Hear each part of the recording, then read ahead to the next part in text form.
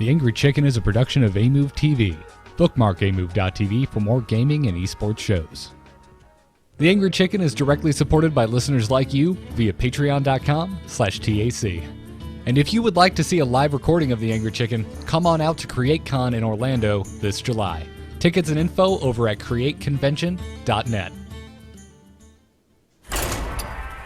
Everyone, get in here!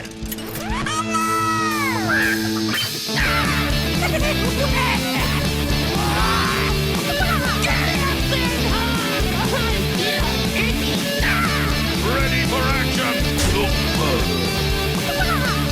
I've got the beast in my sight. A podcast about Hearthstone, heroes of Warcraft. This is the Angry Chicken.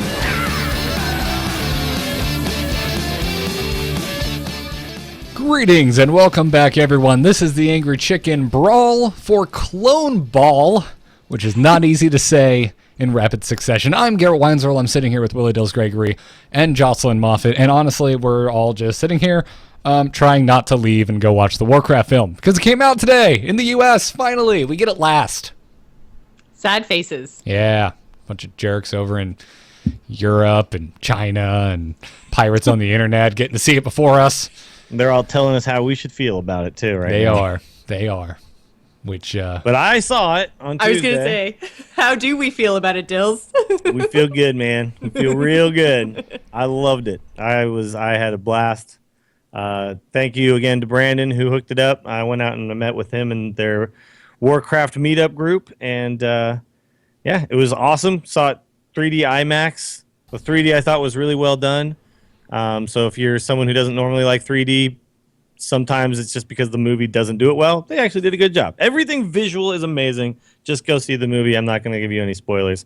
I will do a video with my actual in-depth thoughts at some point, and that will be on my YouTube. So, yeah, you can find out all that stuff later. I'm going to go see it for the second time, so I'm not going to do a video until then, because then I'll really get, like, you know, in-depth, and I'll be able to wrap your head. Things I didn't notice and all that kind of stuff. Yeah, you'll be able to wrap your head around like, those. oh my god, it's Warcraft! Yeah. Well, like the first time, I just sat there and it was like smile from ear to ear for 2 hours. It was awesome. I'm just picturing you being like, for Yep. like 2 hours. Pretty much. And the thing is, like, I'm not a guy who played all the original Warcraft games. I did play Warcraft 3, and I did like play some of Warcraft 1 and 2, but I wasn't like an avid Warcraft player really until WoW. So this story isn't something that I'm super familiar with all the way through, because that is what they're basing it off, is kind of the beginning of the whole thing. So, you know, it wasn't like, oh my god, here's me killing the Lich King again. Like that's not, you know, why I loved it, but it's all in the Warcraft universe and it all feels so Warcrafty. That was the thing I was like, oh god, please don't let me go in there, and then it doesn't feel like Warcraft. So if that's your fear too, you have no fear. It's perfect. It My fear is I'm just going to spend too much time looking at bulging orc pectoral muscles. You might, but you know, you eventually, like, you just, that's the other thing. They really look like orcs, man. They look like in-game orcs, just more badass versions of that. Well, that's and sweet. You'll pay attention to the orcs in the background. Pro tip. There's some faces that aren't necessarily part of the main cast of this, but that you might recognize. So Okay. Oh All my right. god, I'm even more excited now. Can't wait. there's a lot of nods to us, guys. There's gonna be moments where you're like, yeah, thank you for that. I appreciate you now. There was that thing was just for the Warcraft players. Yeah, there's one thing that I did hear, and I'm not going to say it because I don't know if anyone would think it would be a spoiler, but there is one thing that I saw on Twitter that Duncan Jones, I think, retweeted and was like, yeah, way to get that Easter egg. And so now I'm going to watch for it, and I'm glad that I know to look for it, because now I'm just really, really excited. Awesome. Yeah, if anything, the star of this movie, I think, is Duncan Jones.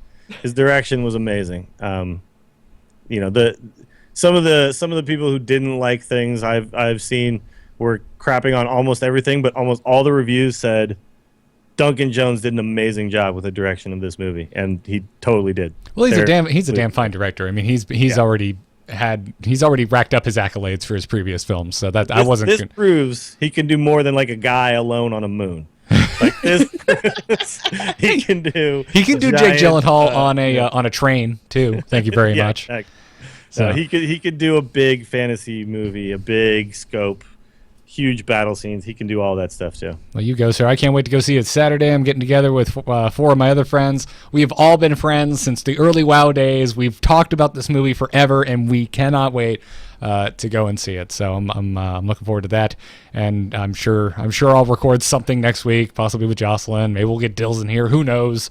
And really get into the spoiler centric side of things. But we are here today to talk about a new Tavern Brawl in Hearthstone called Cloneball. And in this one, it's pre-made decks. You get to select your class, but then your deck will just contain just a bunch of legendaries. Your whole deck is legendaries. Whatever legendaries you randomly get, you will have 4 copies of each legendary. And it's nuts. I love this brawl. Spoiler alert. That is, however, not the only card that you will see as you're drawing through your cards. You will pull every now and then an offensive play card that will cost you 0 mana, and it reads the next legendary minion you play, and all your other copies, which is the important thing to note, cost 3 less. So, And you have 2 of those in the deck. Yes, 2 of those are chilling in the deck, and oh boy, guys, this brawl can get real silly real fast.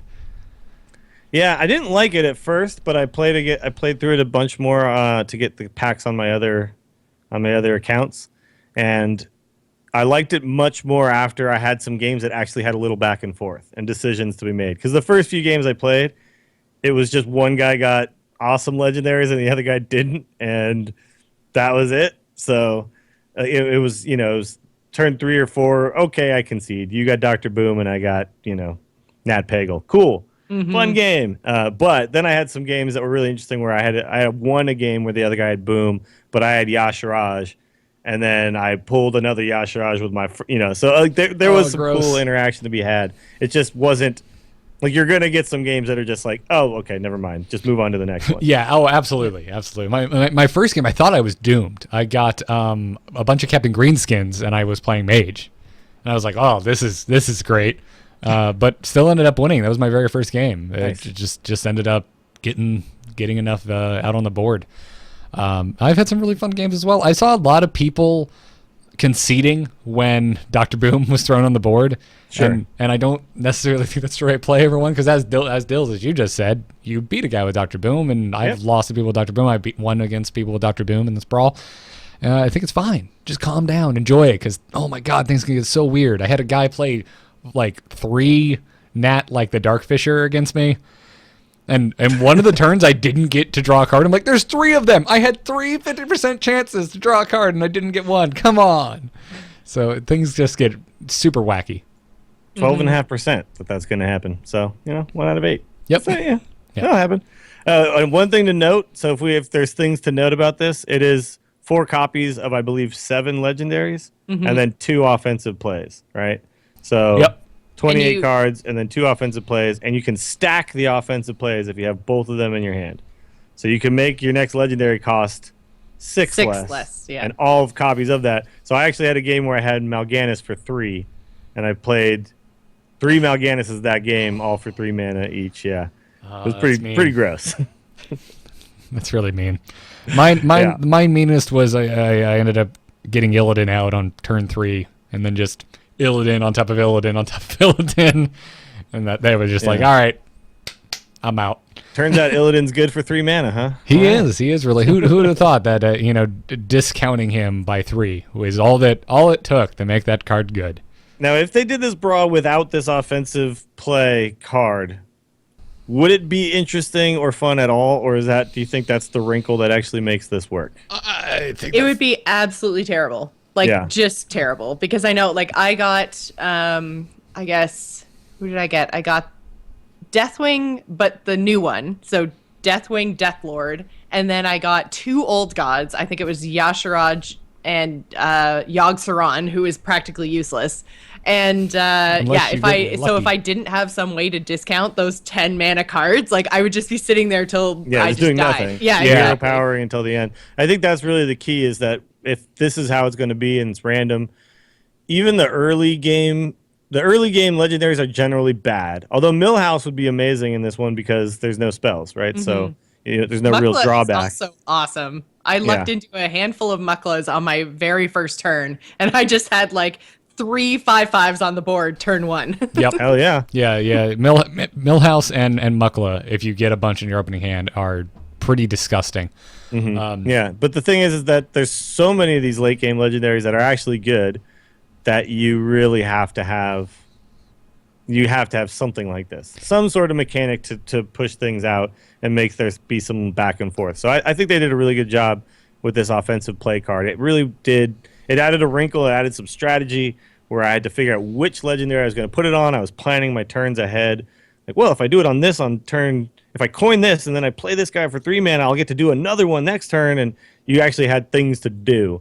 Otherwise, it would have literally just been wait until I get to play one of the cards from my hand and then hope that that's better than his cards. Like, that's not fun, right? So good job Blizzard to do something like that. That's what they need to do with stuff like this, because it's not going to work without the wrinkle, in my opinion. The game I was the most happy with, and I didn't even end up winning, but Justin, you were talking about how Yogg-Saron's basically useless. I get my starting hand, I see a Yogg-Saron, and I'm like, oh man, and then I pull a Toshli, and I'm like, I can make this work. So I threw everything back but the Toshli, got a second Toshli, and then obviously Toshli was the one that I used offensive play on, and just started dropping Toshlis and getting all my spare parts. And I actually managed to get off a pretty big Yogg-Saron. Still ended up losing the game, but that was probably, I think, my favorite experience from this brawl, because it was just like I put the pieces together. And I'm like, oh man, this would suck in any other scenario, but it was pretty good. Nice. Yeah, see, that's the kind of stuff that makes these types of brawls fun, is when you get the weird combinations you didn't expect, you know? So I'm fiddling with my camera right now. I got real bright all of a sudden. I don't know what happened there. Oh, Ringusu in the chat room says Toshli and Gazlo. Yes, if I had the option of having that with Yogg, that'd be phenomenal. But nice. I didn't get that lucky. It probably would have worked out fine, except my opponent, I think, was a rogue and had just gotten a beautifully fast start. And I was just having to barely keep myself alive so I could get up to my Yogg play, and it just didn't work out. What class? Speaking of that, what class do you think is best for this brawl? I don't know, because I had a bunch of mage quests, so that's all I played. Okay. I got all my quests done too, but I think I played Warlock to the greatest success just because of the card draw mechanic. Like, yeah, if life you tapping can, is pretty good early on when you have nothing to do. If you can do absolutely nothing else, at least you can draw a card. And I think that that's just so much more useful than anything else. And, big surprise, again, for a week bazillion in a row, Warlock is good in this brawl. Yeah, I think Mage is also good just because ping is a pretty effective tool for trading effectively, right? I wouldn't necessarily think it would be, because it's like, oh, Legendary is a bunch of health on board, but there were so many scenarios I find myself in where my cards on board were 1 damage short of dealing with whatever it was that they had on their board. Exactly, yeah. And in the early game, you can just slowly just clink away at them like the hardest piece of marble on earth. I mean, it's like, that's the thing. It's at least something to do. I actually did try to play one game with Hunter, and I thought Hunter was kind of the worst. They also have pretty bad legendaries, if you think about it. Like, King Crush might be really cool if you could play it for 3. It'd be amazing, obviously. But that's double offensive play. And then, Gazrilla, you need something to make that work. It's not necessarily just going to work on its own. Then your hero power does nothing to the board. So, unless you can rush them down with some really fast starts, it's not going to work that well. Like you said, Rogue, I think, has a good chance because there's possibilities of doing some pretty cool Edwin stuff if you get Edwins. Just that Rogue hero power is pretty good too. So, is there any kind of guarantee that you're going to get class legendaries? Because I'm trying to think, in all of my games, I think I've only ever gotten Anomalist when I was playing Mage. I got Anomalist. Everything else I got was neutral. I also got Flame Leviathan. It's not guaranteed. You but can't you get have another a chance, class though. as legendary, but you can. It's just that there are far more neutral legendaries than there are class legendaries, so you just have a higher chance of getting those. And the thing is that if you have a chance to get your class legendaries, if your legendaries are good in your class, then that's better, right? So yes, yeah, true. Obviously Tyrion is awesome. I saw a Ronin played against me. I got a Prophet Felon? Or sorry, no, Archmage Antonidas. Sorry, Okay. I always interchange those two for some reason. I got Archmage Antonidas, and I was like, cool, this is useless. Exactly. Yeah. Normally amazing, but you're just sitting there going, "Damn it!" But not if you get the Toshly. Yeah. Not if you get the Dodgely, or if you saved one of your offensive plays. All you need is one to get you a fireball, which then will just turn into another fireball, and then another fireball, and then another fireball. Yeah, then you just fireball all day. So it's not completely useless. So if you see an Antonidas, maybe be a little choosy with when you play your offensive plays. But I don't know. I think you need to get lucky. You have to play that first one just so you can play something, and then you need to just hope and pray you find your second one. So I don't know if there's any. I'm looking to see if anybody has said anything about it. I don't think there's any kind of guarantee that you'll get at least one class legendary or a higher percentage. So I don't think that matters at all. I think it's completely random at that point.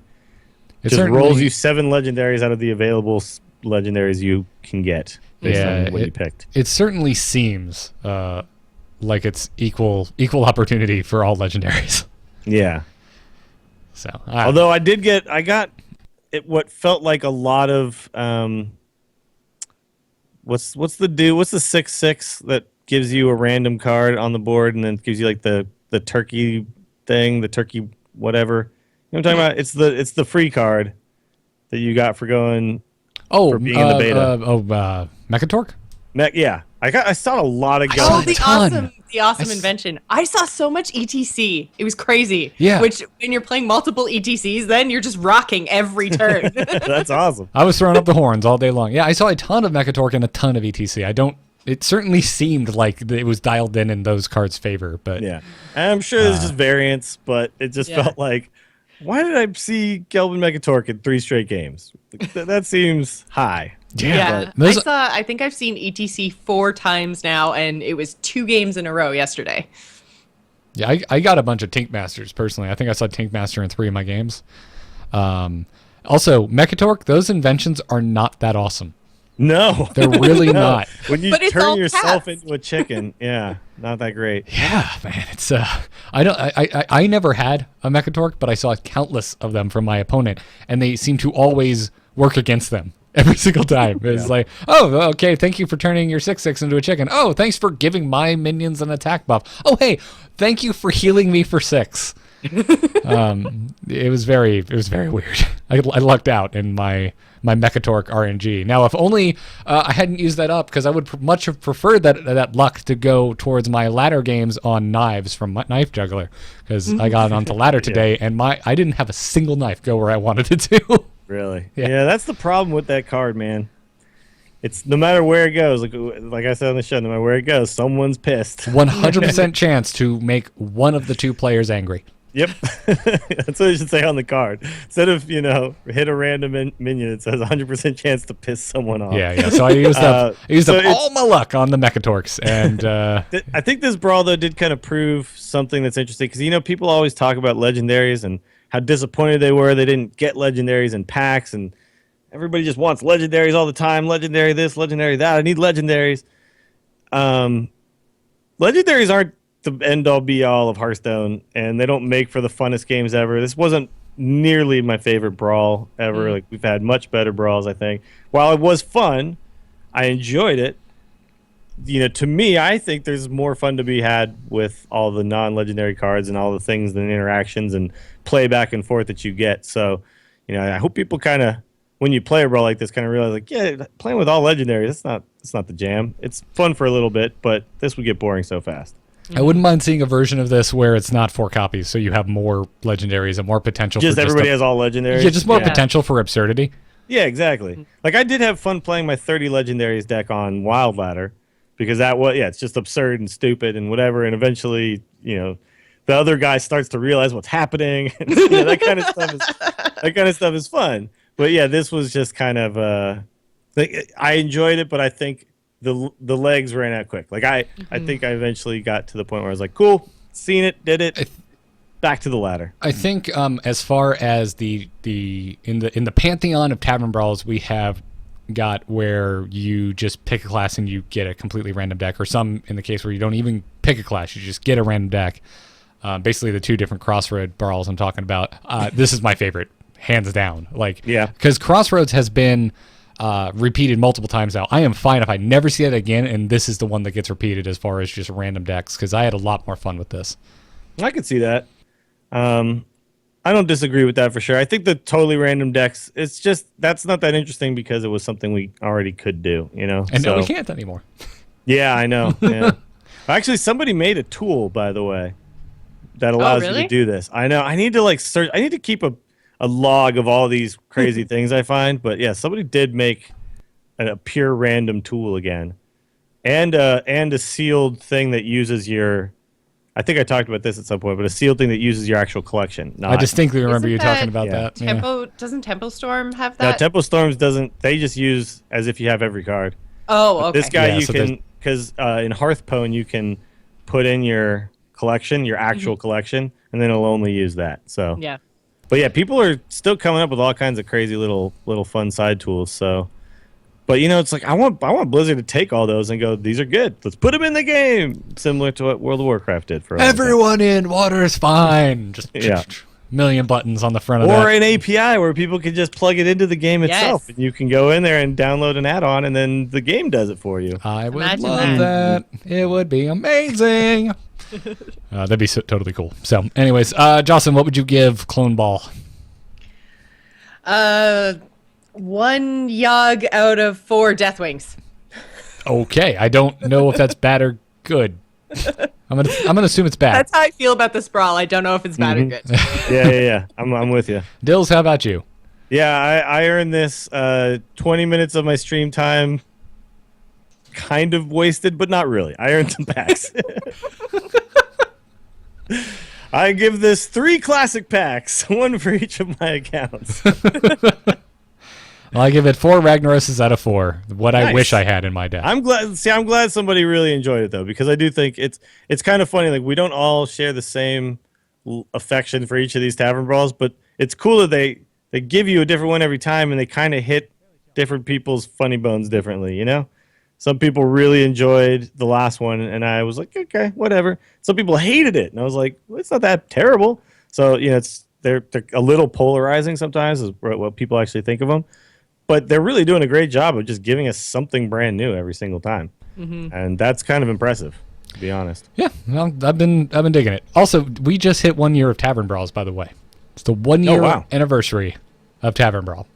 Nice. Is today the 1 year anniversary? Yes, Or, like- Wednesday, so yesterday, I think. But this week is? Yes. Oh.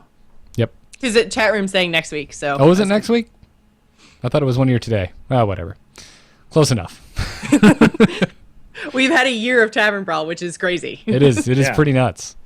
And after hating it as an idea, a year later, I'm totally fine with it. It's a thing to do that's kind of spaces things out a little bit. You know? we didn't necessarily hate Tavern Brawl. We just Yeah. wanted literally just about anything else added to the game first. Yeah. We were just kind of confused as to why this was the thing that we got. Yeah, rather than- especially after having like the grand tournament like tease, and Sure. it's like, oh, tournament mode is going to finally be added to the game, and Tavern Brawl. After a year, I'll say this though: it has given me lots of enjoyment and Yeah, lots absolutely. of free packs, which I I was enjoy. going to say, you've got 52 packs now that you wouldn't have had otherwise, not counting other regions, which is 52 classic NA packs.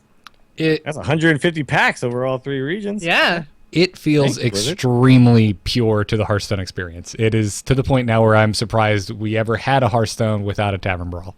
So Yeah, it kind of feels like this is just part of the deal now. yeah, You know. and it is. That's exactly what it is. So good on you, Team 5. I've been You're enjoying right. it, and I really liked this brawl. So before we take a crazy game story, let's thank some of our patrons who are supporting us over at patreon.com/TAC.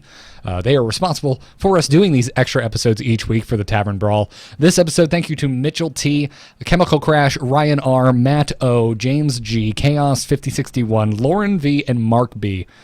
Guys and gals. I use guys as a gender neutral term, just by the way. Still happens. Why do you say guys when Jocelyn's it's just a thing I use to describe greetings to multiple people at the same time. I'm So I totally just one use of the dudes. dudes. Yeah. See? That too. Also, Jocelyn makes more wiener jokes and laughs at more immature things than the 2 dinguses sitting next to her virtually. So Very true. Very true. But anyway, thank you guys for supporting the show. We really do appreciate it. If you're liking the show, if you're digging it, you want to support us, patreon.com/TAC is the place to go and do it. Now, let's take a crazy game story. Is the whole world gone crazy? You're in trouble now. You got it!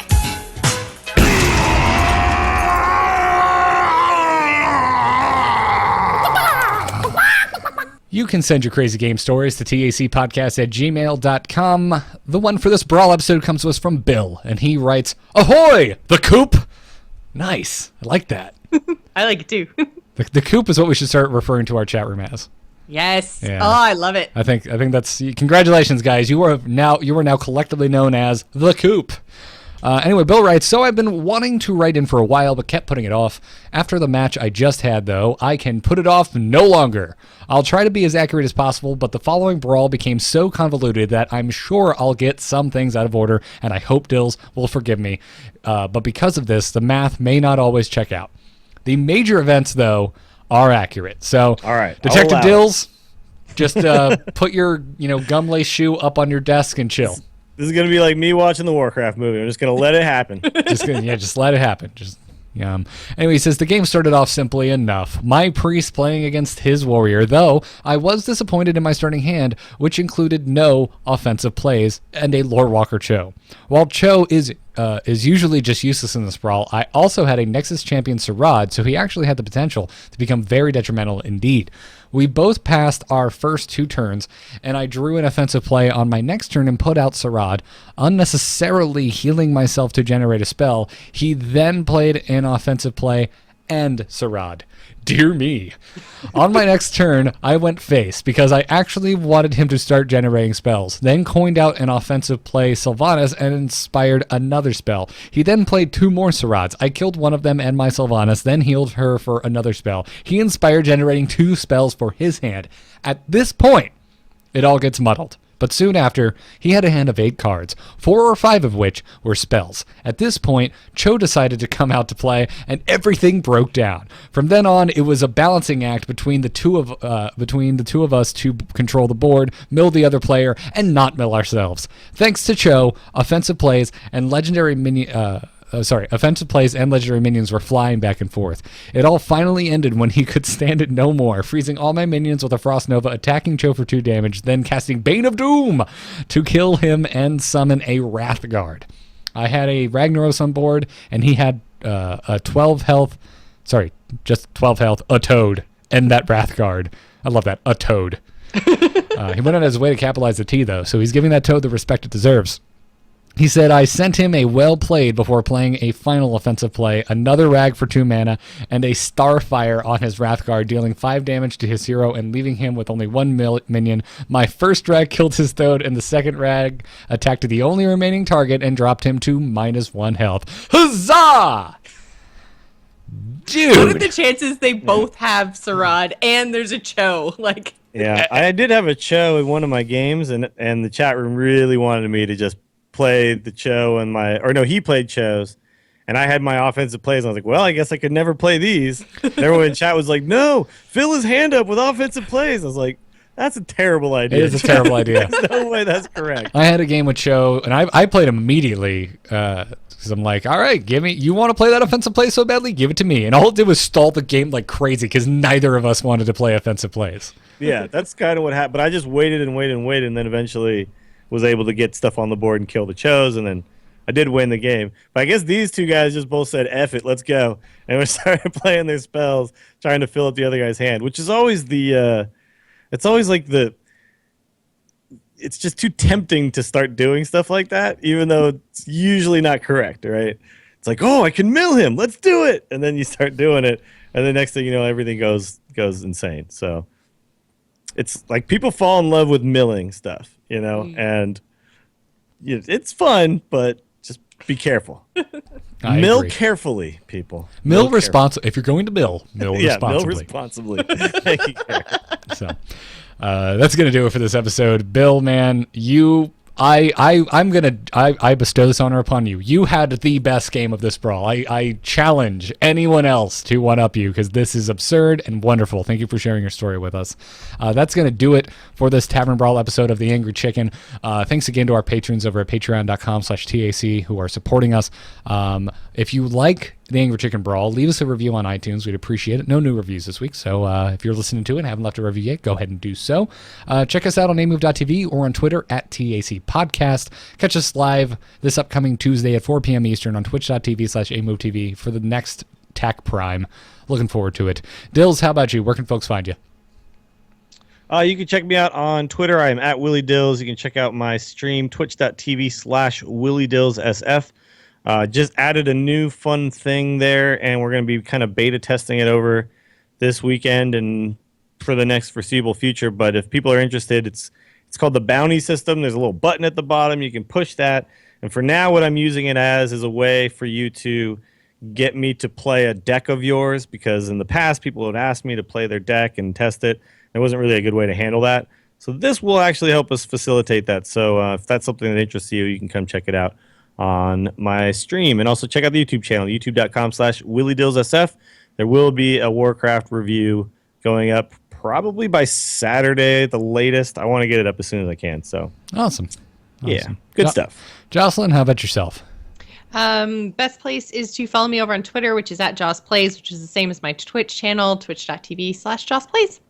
Awesome. You can follow me on Twitter at Garrett Art. You can find all the podcasts over at amove.tv. If you're watching live, stick around for Into the Nexus. If you're not, go download and brace the spoilers Game of Thrones to hear Jocelyn and myself spoil the living crap out of that show. It's a good time, I promise. It's so much fun. Yeah.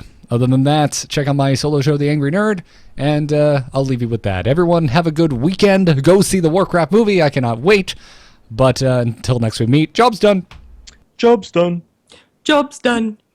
Yes!